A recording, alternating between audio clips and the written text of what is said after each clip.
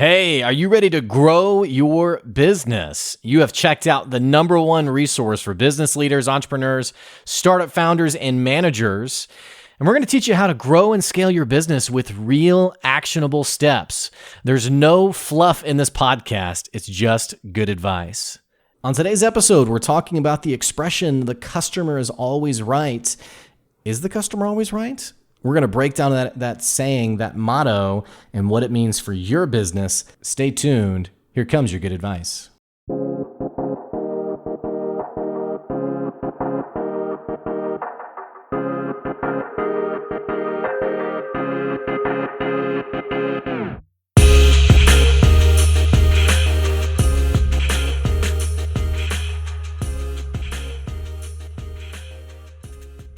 All right, hey, welcome back to another episode of the Good Advice Podcast.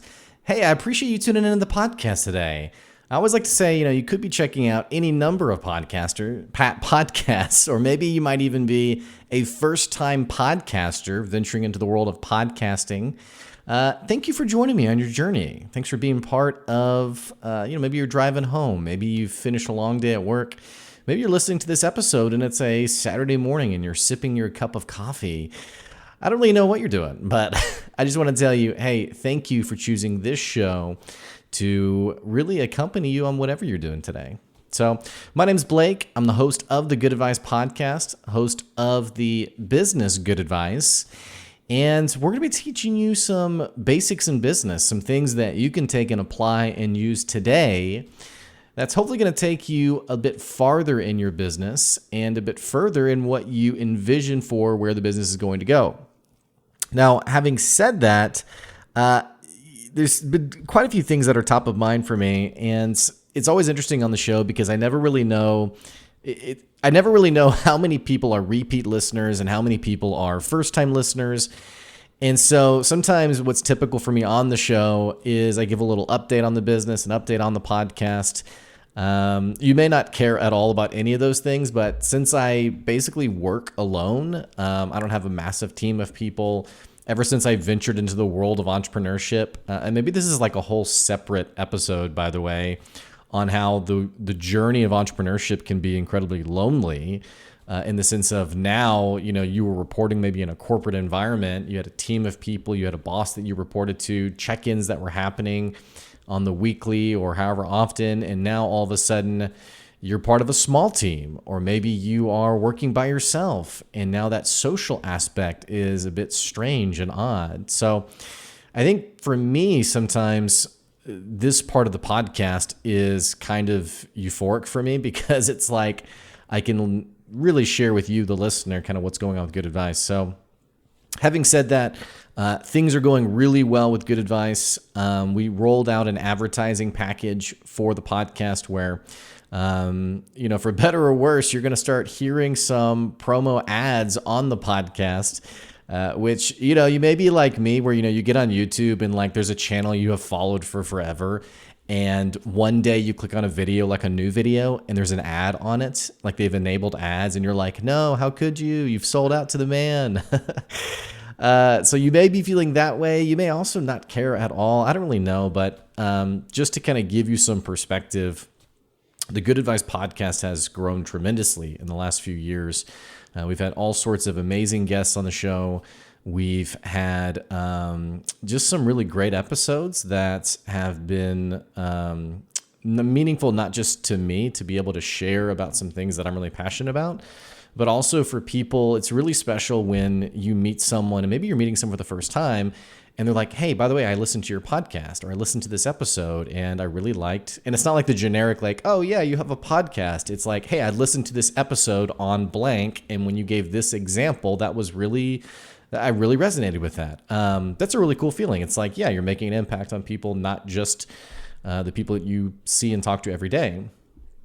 But as an entrepreneur myself, as a business owner myself, the podcast has gotten to the point where now there is a real opportunity for it to be monetized, basically. And I don't know if that's like a dirty word in some worlds, but there's an opportunity where basically what I just said, that we can basically take the value that we've created in the podcast and turn that into like a monetary value. So people are looking at the podcast saying, hey, I see value in your podcast.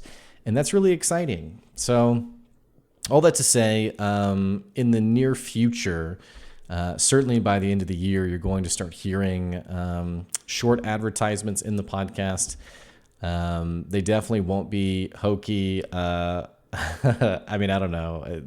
I don't even know what to say about it other than just like it's going to be me being like, hey, check out this product or service. What I will tell you is that nothing will ever be put in the podcast promo that isn't something that I personally agree with. And that's actually in general true for people who come on the show, by the way, is sometimes people want to come on the show and they have a certain lifestyle business that maybe I don't personally agree with. And so I'll just kind of leave it to that. Someone's like, hey, I'm a drug dealer. I want to talk about my, my giant enterprise. I'll be like, no, probably not. But, so anyone who I advertise on the podcast, I will have, I will have like a general, like, yep, I've met this person. I know this person, or at least know enough about them to promote their business. And other than that, there's really nothing else to it other than it's a great opportunity for good advice. And if you've ever worked like in the nonprofit space, there's an expression that's basically like, without money, there's no mission. And money is an opportunity to make things happen. It's an opportunity to grow influence, grow impact. And that's what I'm passionate about with good advice. It's always been about the impact. It's always been about helping people in their businesses, in a way, helping transform businesses so that employees in those businesses aren't waking up on Sunday mornings thinking, oh, I have to go to work tomorrow.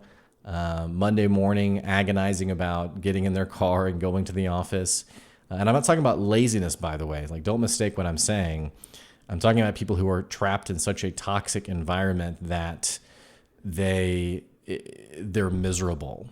So expect that. We're also hiring someone for social media.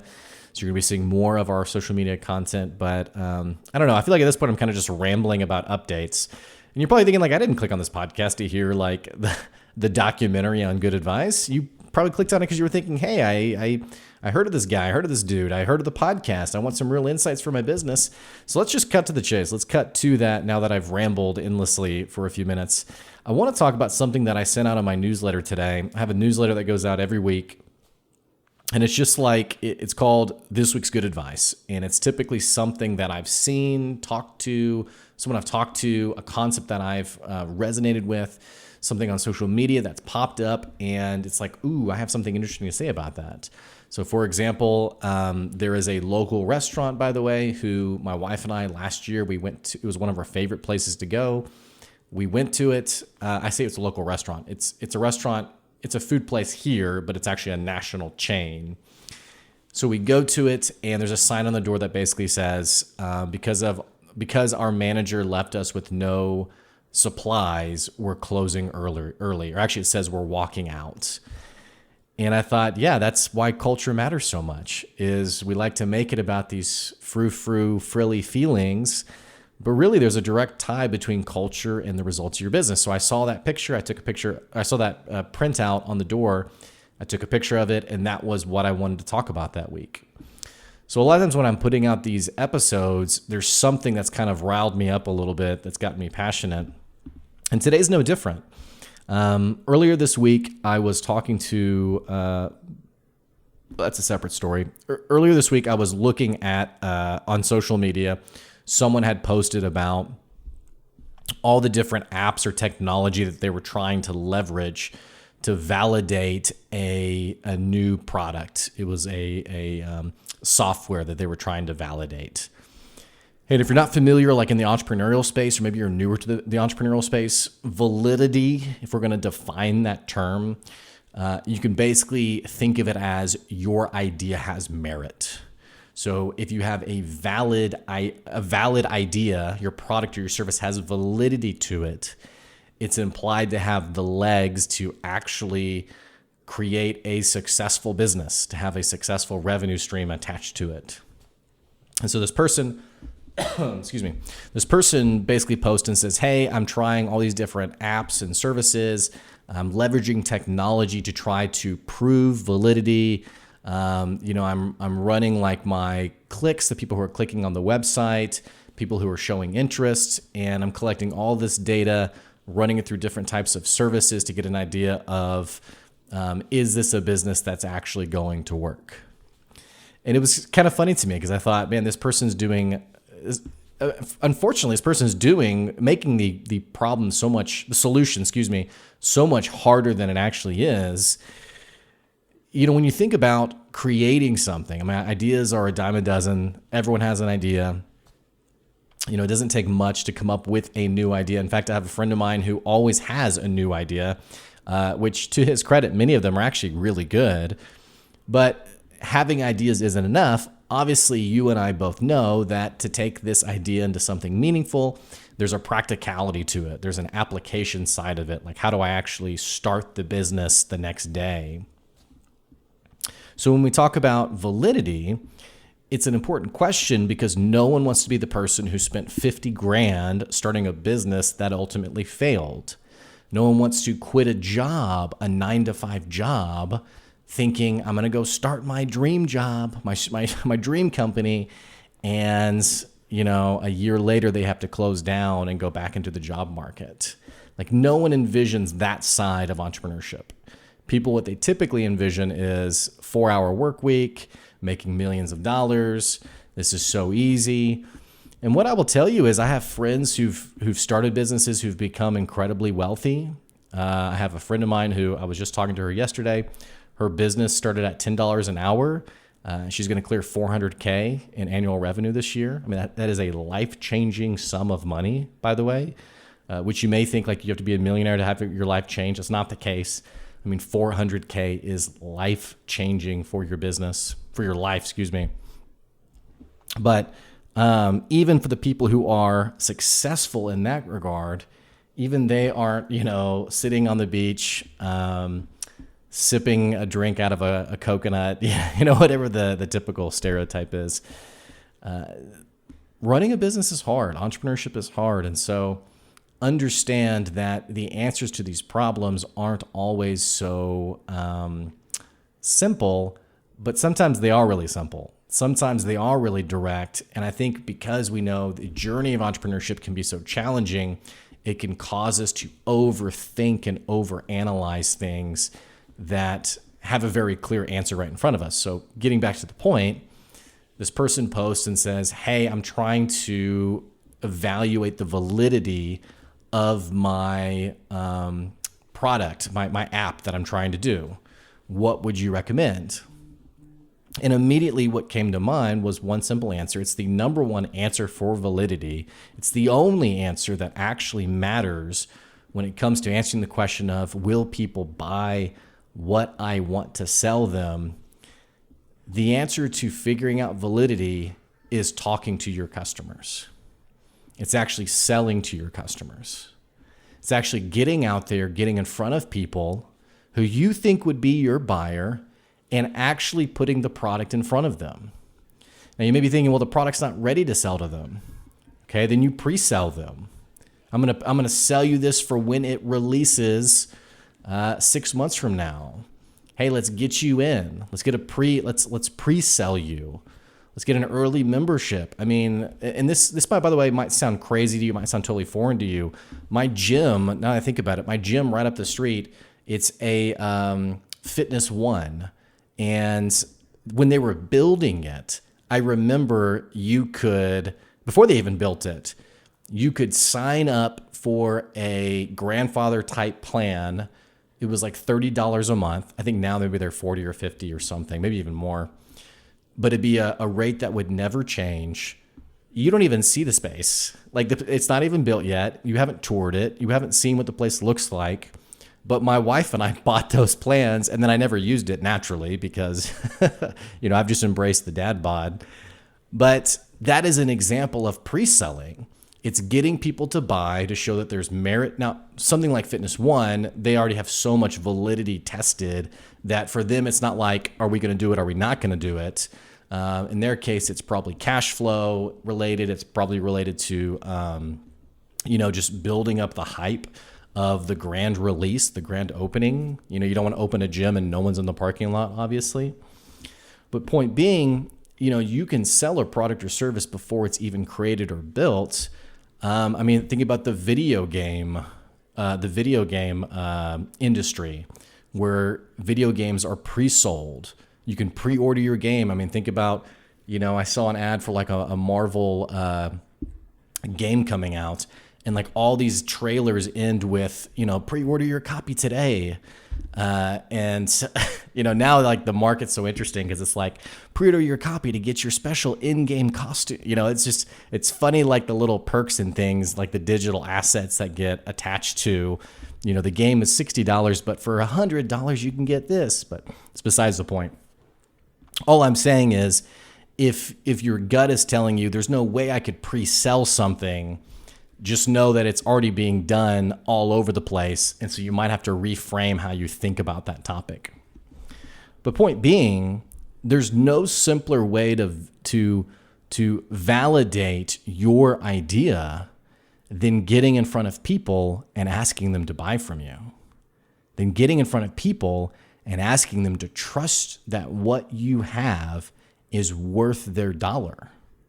To trust that you actually can and will solve their pain point, solve their problem, help them get from point A to point B faster than they would without you. That is how you validate. And so all these other services, I've even it's kind of funny, like in the startup world, there's pitch decks that talk endless, which and I apologize, I don't know how, like the range of people who listen to the podcast, but a pitch deck is basically, if you are a startup company, there's sort of this stigma in the startup world of going from, of launching a business to try to find funding, especially if you have an idea that you're going to scale quickly, you may not have the actual cash to scale it.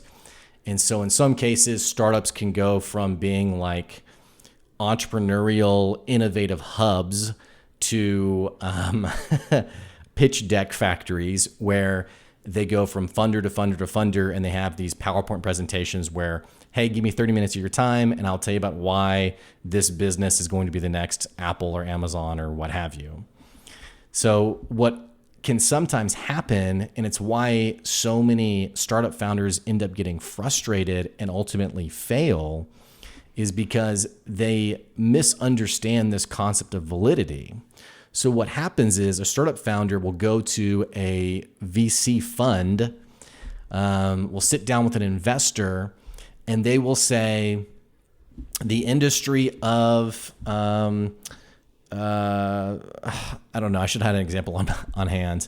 The industry on vegan chili has grown 10,000% in the last 4 years. Here's the 3 major producers of vegan chili and their market caps, and how much money they're making, and yada yada yada. I don't know. This is like a totally random example, but point being, what these people will do is they'll throw statistics at investors to imply you would be crazy not to invest in me. You would be crazy not to buy from me, and this idea is going to work, and let's do it. Maybe even a better example, startup founders will maybe go to a funder and say, hey, our at your door delivery service, because of COVID, so many people, this many people are actually buying or placing this many orders. See, when you're attaching the stat to actual purchasing power, now you have an investor who's interested, who's listening, because they understand that shows actual merit, not, all these exciting other statistics that people can jump on. It's why actually I encourage younger business owners, younger meaning newer in business, not to create pitch decks around how amazing the industry is, but instead to get out there and sell your product or service, even if it's grassroots, even if you're going to farmers markets, even if you are, jumping from networking event to networking event. Because what's more meaningful? The fact that you can talk about how an industry is worth $1 billion, which is just a intangible number, or to stand in front of someone and say, yeah, we've sold $10,000 worth of this product in the last year. I think we can sell 30,000, and I want you to help me do that. See, the latter is more interesting because you're showing that you have sold something that people want. I think a lot of entrepreneurs are hesitant to do this because ultimately it can become very awkward to get in front of a buyer. It can be uncomfortable to get in front of someone. And this is something that you just have to grow out of as a business owner, is the fear of rejection. Because there's a couple of things attached to this. It's not just about confidence. It's not just about loving yourself and believing in yourself and knowing you have what it takes. That's part of it. Part of it is getting over the imposter syndrome and knowing that you have what it takes, and someone's opinion of you doesn't discount the qualities you have, the character that you have, the strengths and amazing talents that belong to you.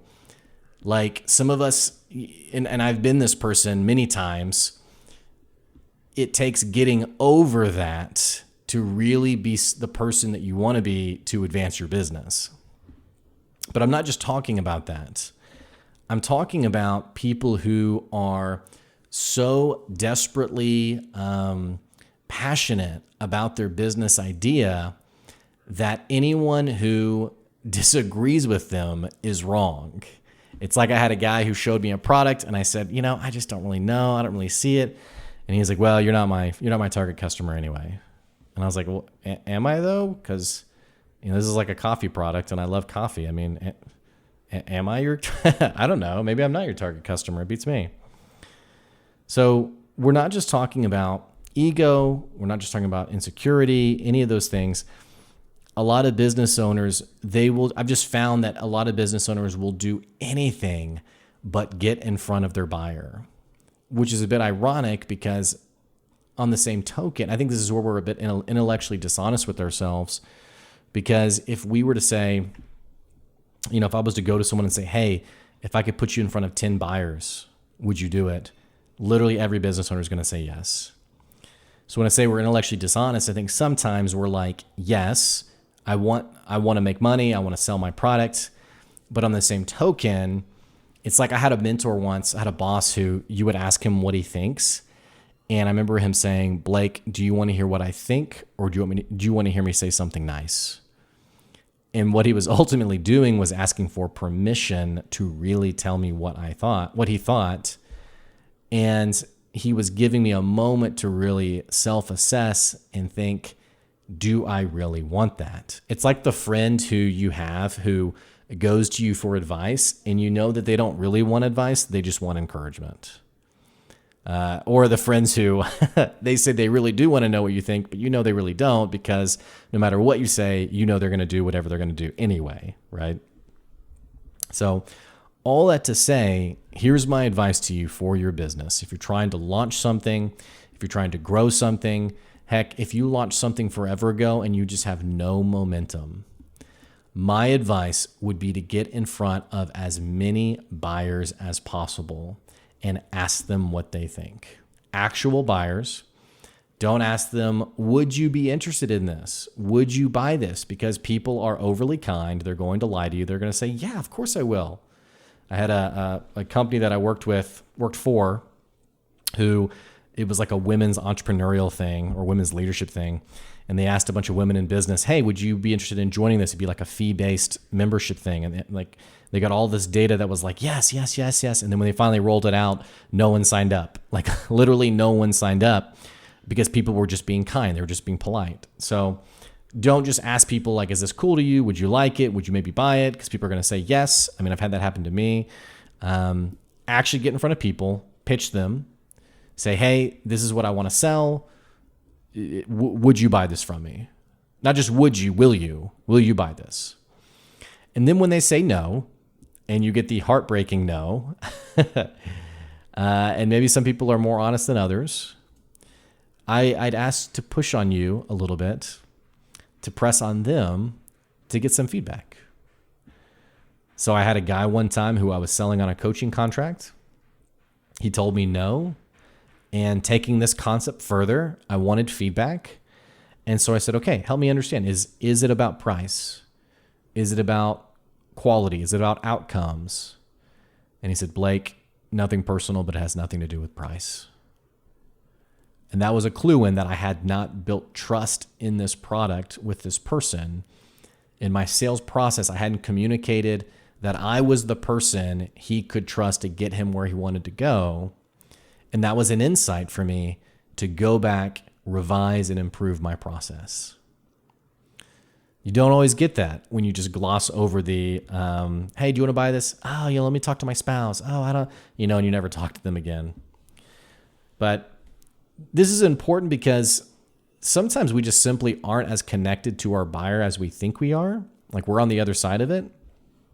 So I was meeting with someone yesterday who runs like an in-home like service basically. And she's rolling out like a new product or service. And I basically said, she was like, what do you think about this? And I said, well, you should ask your customers. Ask your customers what they think. And if they seem to jump on it, great. And if they don't, then ditch it and move on. It's as simple as that. So all that to say, just try not to get in the weeds of this whole process. It's easy to get in the weeds. It's easy to overthink. It's easy to overanalyze when really it's not that complicated. Ask your buyers what they think, and then take their information, take their responses, and start to think about those responses and let that inform your strategy. Circling back to like why I even mentioned this in the first place, I kind of got a little bit off topic, probably because it's a Friday afternoon and I'm fried. My newsletter this week I talked about, is the customer always right? Is the customer always right? And the reason I wrote about this was because I saw someone in social media who said they were sick of this whole concept of the customer was always right. They felt abused by their customers. They felt like people were taking advantage of them, which probably isn't the case, by the way. I mean, I've been in business 5 years. I don't think I've ever felt taken advantage of. There's been times where I felt like someone didn't pay me what I was worth, or they mooched on me for free advice. Which is fine, but pretty rare that I've ever felt taken advantage of.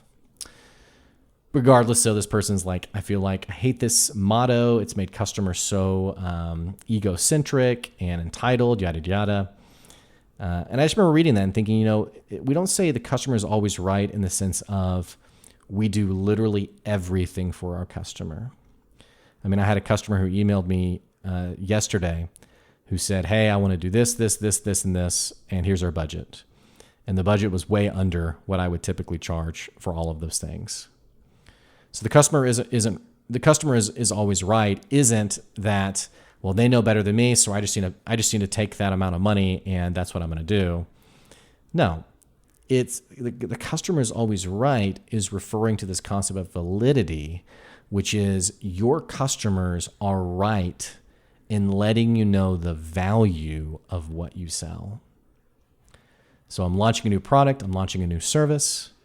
Does it have the value I think it does? I can look at my own insight.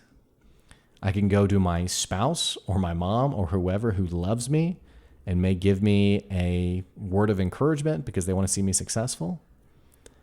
Or I can go to my customer and trust their insight because 99% of the time, they're the ones who are going to be right in terms of their honest opinion of what I'm selling. That's where that comes from. May not have known that.